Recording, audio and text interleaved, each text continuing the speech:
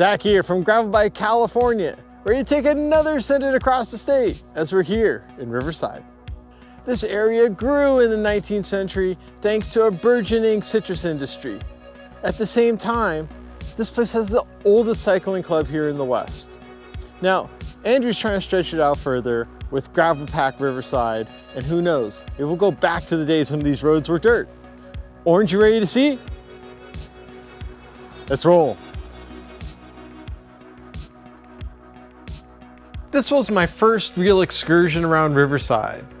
traveling on a pleasant Metrolink train out of Union Station to take in the city formed in the 1870s, with its fair share of California bungalow and Victorian architecture, but also a Spanish colonial theme, even though the closest mission is 50 miles away, with the National Historic Landmark Mission Inn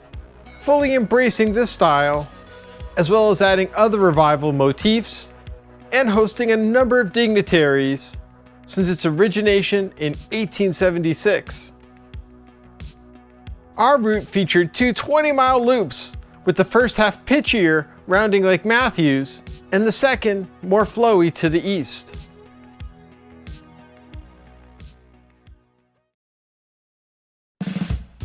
We started out of Arlington Heights Sports Park, meeting for our sharp 8 o'clock start, with everyone ready to go, as this was our first send-it out of the IE. But the second time I got to ride with Gravel Pack Riverside, as we strung out crossing Van Buren, covering up these side roads, soon leading us to dirt, as we turned along the Gage Canal, which was constructed in the 1880s and would be repeatedly featured in today's route. Obviously, profiling is pretty flat, giving us a good warm-up for our first dirt sector. Leaving the Arlington Heights neighborhood,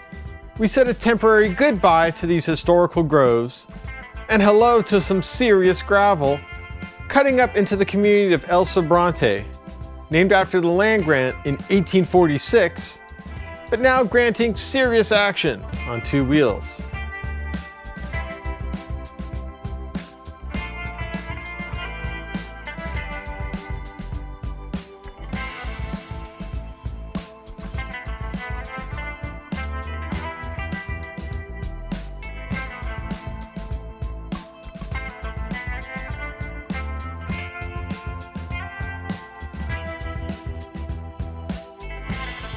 We emerged out of the trail onto pavement which normally is a reprieve, but the closed-off Summer Springs road threw fits at us, alternating between flat and pitches in the teens, at least serving some purpose to get us elevation, and even though it was only 3/4 of a mile, it caused the need for some refueling, especially as the hits were going to keep on coming. Soaring over some residential smoothness proved again the efficiency of gravel bikes, and also over the next 9 miles, with a variety of profiles thrown at us on this dirt, starting with a steady half-mile climb to get us acclimated for openers with broad sweeping curves that were not too heavy to keep our heads up, but we soon hit a plateau at the driest part of the year where there seemed to be a number of choices abound, rolling through the undeveloped Eagle Valley, rejoicing after 1,000 feet of climbing in the first 9 miles, bringing the group back to get some order.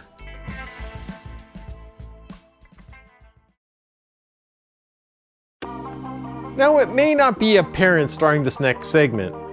but we finally found a road with some nomenclature, with Tin Mine Road leading the way, that is obviously still in use, with some vestiges of agriculture along the way. But soon, it didn't feel too valley-like, climbing to the tallest point of the first half, with all those tempting low-stress roads below.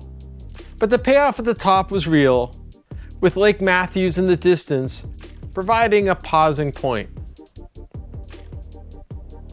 Gravity decided to interject itself, giving us just a few minutes left on this sector, hoping this land stays undeveloped for generations. But even exiting our way out was just pressing the pause button for more variety coming.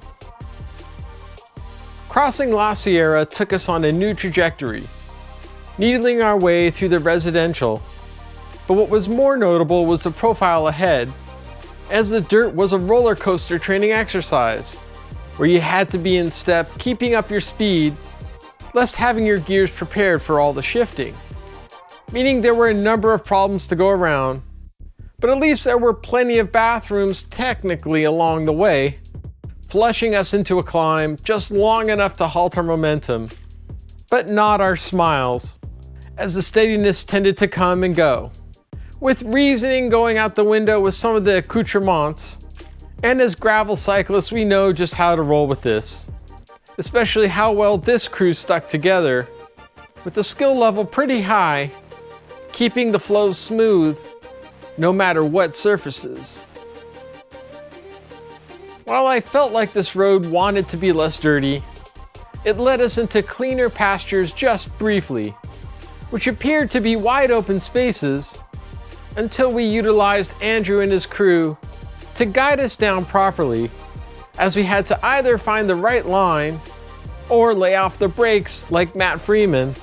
to take it down as quickly as your skill would allow. Our critical mass takeover of Van Buren happened briefly, taking the back entrance into California's Citrus Historic State Park, trying our best to not become Channel Fabulous,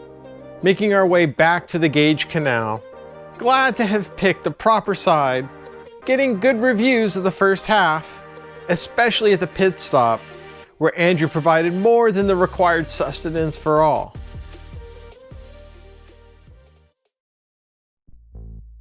Part 2 had a lot of character from the first,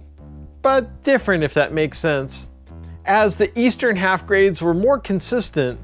and to start off relatively flat, as this Tour de Verger presented some super smooth gravel, as leaving the orchards featured the opposite. Thankfully for only a brief time,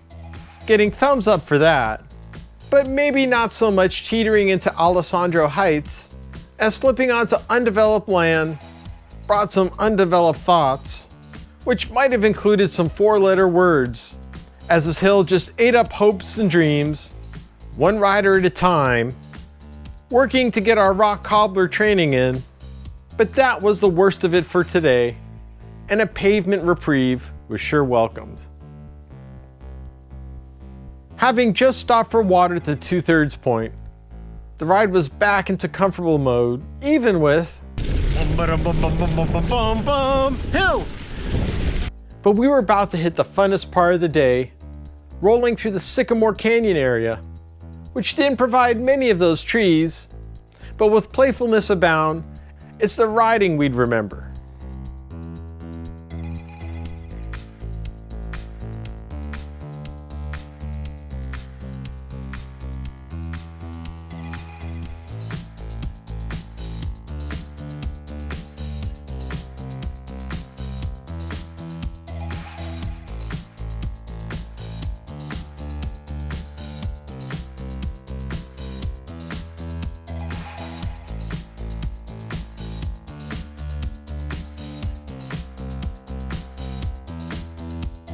Wrapping up these 3 miles of fun, one thing missing in the middle of this montage was the search and rescue mission midstream, as Jim overshot this turn by just about a galaxy,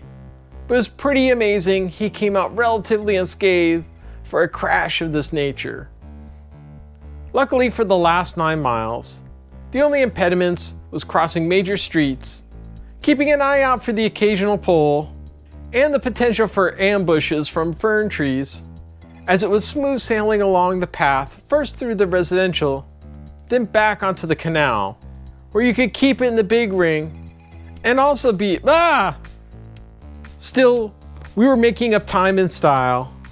and even the street crossings were favorable, leading us eventually back to the state park that was formally established in 1993, as this time we got an extended look, even shredding through the eucalyptus grove, enjoying the added shade under this depression as our off-roading would now end, giving up our opportunity to hand-pick fruit, but still the chance to just buy it instead, as we return back to Arlington Heights. But there was a bonus add-on, heading to the renowned Thompson Brewing,